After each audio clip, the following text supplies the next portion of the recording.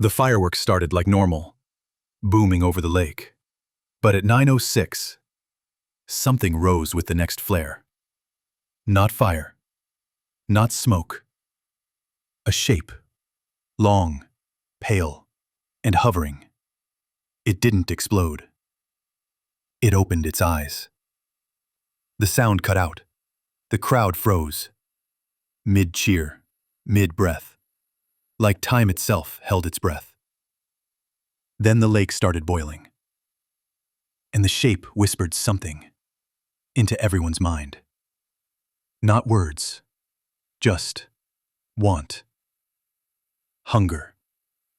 They walked into the water, all of them, smiling, drowning themselves.